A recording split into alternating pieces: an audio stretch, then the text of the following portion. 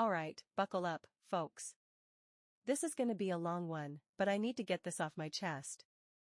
My name's Alex, and I'm about to tell you how my entire family betrayed me in the most messed up way possible. It's been a year since everything went down, and I still can't wrap my head around it. So, here we go. It all started when my grandma passed away. She was the glue that held our family together, you know? The kind of person who always had cookies in the jar and a warm hug ready, no matter what. She was my rock, especially after my parents split when I was a kid. I spent most of my childhood at her house, and she always told me I was her favorite. I didn't think much of it at the time. Grandmas say stuff like that, right? But apparently, it wasn't just talk. When she died, we all gathered at her house for the reading of the will. My mom, my dad, who brought his new wife, by the way, my uncle, and my two cousins were there. I thought it would be straightforward, split everything evenly, maybe a few sentimental items handed out. But boy, was I wrong. The lawyer starts reading, and it's all pretty standard at first. My mom gets some jewelry, my uncle gets the car, blah blah blah. Then he gets to the house. Grandma's house. The one I grew up in.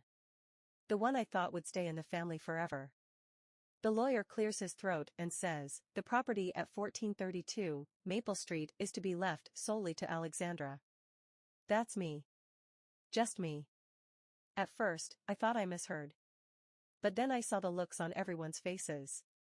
My mom's jaw dropped, my dad's face turned red, and my uncle looked like he was about to flip the table. My cousins were whispering to each other, and my dad's new wife was giving me this weird side eye. I didn't know what to say. I just sat there, stunned. The lawyer kept reading, but no one was really listening anymore. The rest of the will was basically small stuff, some money to my cousins, a few heirlooms to my uncle. But the house? That was the big-ticket item. And it was all mine. As soon as the lawyer finished, all hell broke loose. My dad stood up and started yelling about how unfair it was. My mom was crying, saying Grandma must have been confused when she wrote the will. My uncle was pacing back and forth, muttering about how he'd been taking care of the house for years and deserved it more than I did. I tried to stay calm, but inside, I was freaking out. I didn't ask for this. I didn't expect it. But at the same time, I couldn't help feeling a little relieved. The house meant so much to me, and the thought of losing it had been tearing me apart. But then things got worse. My dad turned to me and said, "You're not seriously gonna keep it, are you? You're just a kid. What are you gonna do with a whole house?" I was 25 at the time, by the way. Not exactly a kid. My mom chimed in, "Alex, honey, maybe we should sell it and split the money. It's only fair." Fair? Fair? I couldn't believe what I was hearing. This was my home. My safe place.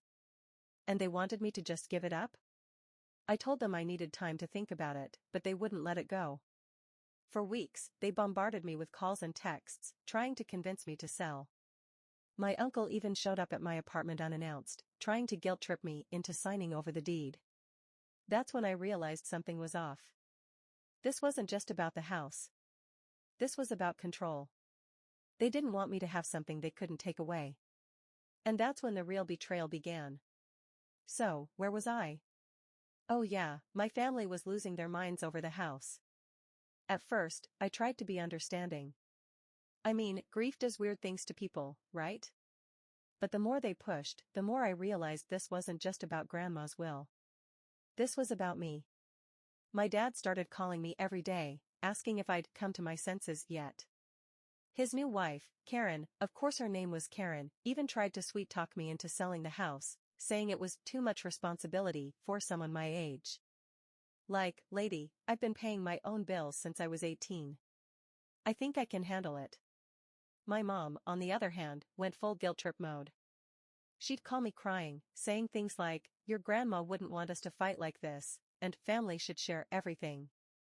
Meanwhile, she hadn't even visited Grandma in the last year of her life because she was too busy with her new boyfriend. But the real kicker was my uncle. He showed up at my apartment again, this time with a folder full of papers. He sat me down and said, "Alex, I've been talking to a lawyer, and there might be a way to contest the will." Grandma wasn't in her right mind when she signed it. I swear, my blood ran cold. Contest the will? Over my dead body. I told him to leave, but he just kept pushing. Think about it, Alex. If we sell the house, we can all benefit. You'll get your share, and we can put this whole mess behind us. I didn't say anything. I just stood there, staring at him, until he finally got the hint and left. But as soon as he was gone, I broke down. I couldn't believe my own family was trying to take this away from me. That's when I decided to fight back. I called a lawyer of my own, a friend of a friend who specialized in estate law. She looked over the will and assured me it was rock solid. Grandma had been of sound mind when she signed it, and there was no way anyone could contest it. But my family didn't know that.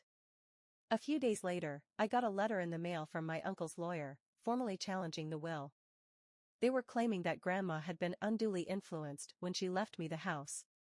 I laughed when I read it. Unduly influenced? By who? Me? The granddaughter who visited her every weekend, who took care of her when she was sick, who sat by her side until the very end. I showed the letter to my lawyer, and she told me not to worry. We'd go to court if we had to, but she was confident we'd win. In the meantime, I decided to move into the house. If my family wanted to fight me over it, fine. But I wasn't going to let them bully me into giving it up. The day I moved in, I felt a sense of peace I hadn't felt in weeks. The house smelled like Grandma, like lavender and fresh-baked bread. I walked through every room, remembering all the times we'd spent together. This wasn't just a house. It was a home. My home. But my family wasn't done yet. A few days after I moved in, my mom showed up unannounced. She didn't even knock, just walked right in like she owned the place. I was in the kitchen, making tea, when I heard her voice. Alex? Are you here? I walked out to the living room, and there she was, standing in the middle of the room, looking around like she was inspecting it. Mom? What are you doing here? She turned to me with this fake smile and said, I just wanted to see how you were settling in. You know, make sure everything's okay. Yeah, right. I told her I was fine, but she didn't leave. Instead, she started wandering around the house, pointing out all the things that needed to be fixed. This wallpaper is so outdated, she said, running her hand along the wall. And the floors could use a good polish. You know, if we sold the house, we could get a good price for it. I didn't say anything. I just stood there, watching her, until she finally got the hint and left. But that was just the beginning. Over the next few weeks, my family pulled out all the stops. My dad started spreading rumors about me to the rest of the family, saying I was selfish and ungrateful. My cousin stopped talking to me altogether. Even my mom's boyfriend got in on it, sending me passive-aggressive texts about how I was tearing the family apart. But the worst was yet to come. Alright, so here's where things really went off the rails. After weeks of harassment, I thought my family would finally back off. I mean, how much drama can one person take, right? But no.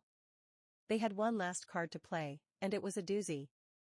One evening, I was sitting in the living room, trying to relax after a long day, when I heard a knock at the door. I wasn't expecting anyone, so I was a little wary. But when I looked through the peephole, I saw my cousin, Rachel, standing there. Rachel and I had always been close. We grew up together, spent summers at Grandma's house, and even shared secrets we'd never told anyone else. So, when I saw her, I thought maybe she was here to apologize for everything that had happened. Boy, was I wrong. I opened the door, and she gave me this tight smile. Hey, Alex. Can I come in? I let her in, and we sat down in the living room. At first, we made small talk, how's work, how's life, blah blah blah. But then she got this serious look on her face and said, Alex, we need to talk about the house.